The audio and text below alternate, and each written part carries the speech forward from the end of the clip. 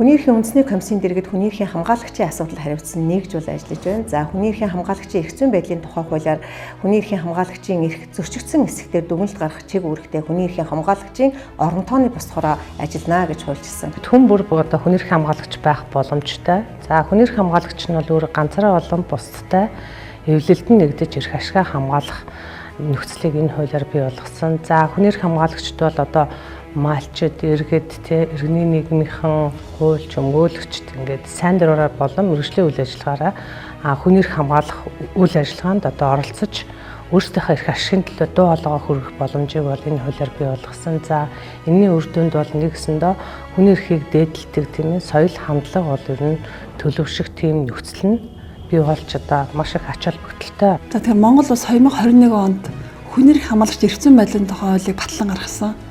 За ингэснээр Монгол улс одоо Азид анхудаага хүний эрх хамгаалагч нараа хамгаалж төрийн одоо өмгөөлөл хамгаалалт авсан анхны ус болсон.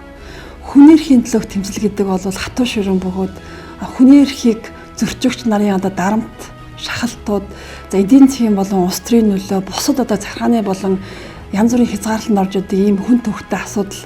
Тэгвэл Монгол улсын хүний эрх хамгаалагч эрх зүйн байдлын хуультай болсноор хүний эрхийн төлөөх одоо бүх шатны одоо явж байгаа зүтгэгч нар маань эмэгтэйчүүд хүүхдийн эрхийн одоо төлөөх зүтгэлтнүүд байгаль орчин болон одоо бусад эрх мэдэлтэй уул уурхай компаниудын одоо байгаль орчин сүйтгэж ба үйл ажиллагааны эсрэг зүтгэж байгаа орон нутгийн тэмцэгч нар маань төрийн одоо өмгөөлд орж байгаа. Хүний эрхийг хамгаалагчийн эрх зүйн байдлын тухай хууль зөвхөн хүний эрхийг хамгаалагчтай зориулсан хууль биш байгаамаа.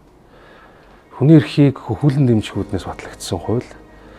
За хүний эрхийг энэ хөхүүлэн дэмжих зөрчигдсөн эрхийг хамгаалахад хүний эрхийг хамгаалагч нар чухал үүрэгтэй. За иргэд бол тэр болгон өөрсдийнхөө эрхийг хамгаалж чаддаггүй. За хүний эрхийн талаарх мэдлэг бас харилцан адилгүй байдаг.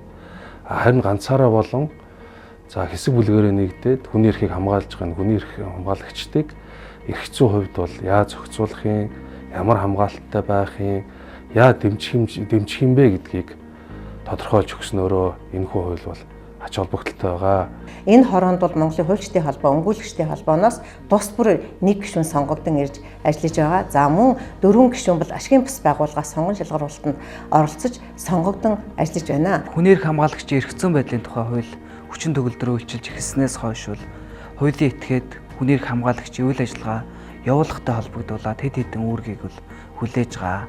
За үүнд хүний эрх хамгаалагчийн үйл ажиллагаанд хүндэтгэлтэй хандах, за тэднийг эрхээ эдлэгтэн саад учруулахгүй байх ийм үүрэгтэй.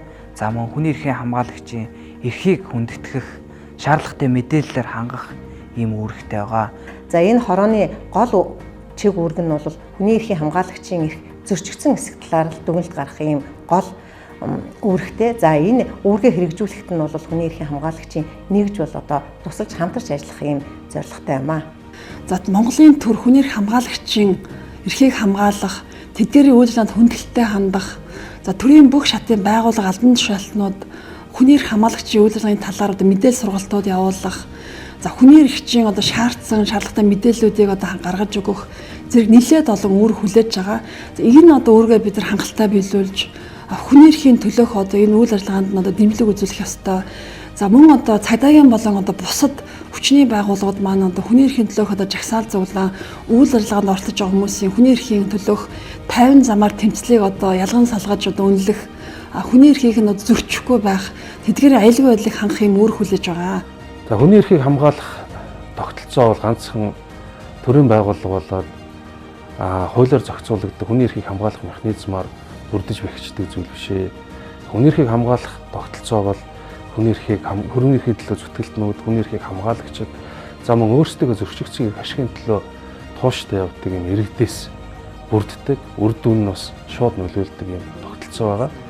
Иргэд өөрсдийнхээ зөрчигдсөн эрхийг хамгаалахдаа, мөн хамгаалуулахдаа энэ хүний эрхийг хамгаалах тогтолцооны талаар мэдрэхтэй байх нь чухал байгаа юм. Энэ хуулиар хүн бүхэн хүний эрх хамгаалагч байх боломжийг бүрдүүлж өгсөн. Хүний эрх хамгаалагч байхын тулд хүний эрхийг хангах, хамгаалах, хөхүүлэн дэмжлэх үйл хэрэгт ганцаараа болон бусдтай нэгдэж үзэл бодлоо илэрхийлэн аливаа хэлбэрээр одоо хууль заасан арга замаар бол хүний эрхийг хамгаалах үйл хэрэгт оролцож, өөрийнхөө эрх ашиг бусдын төлөө дуу хоолойгоо хүрэх боломж бол нэгдэж байгаа. За хүний эрхийн үндэсний комиссийн тухай хуулинд хүний эрхийн хамгаалагч эрх зүйн байдлын тухай хууль батлагдсантай холбогдуулан нэмэлт өөрчлөлт орж хүний эрхийн үндэсний комиссийн гишүүд жил бүр одоо хүний эрхийн хамгаалагчийн асуудлыг одоо хариуцсан ажиллахаар өөрчлөгдсөн байгаа.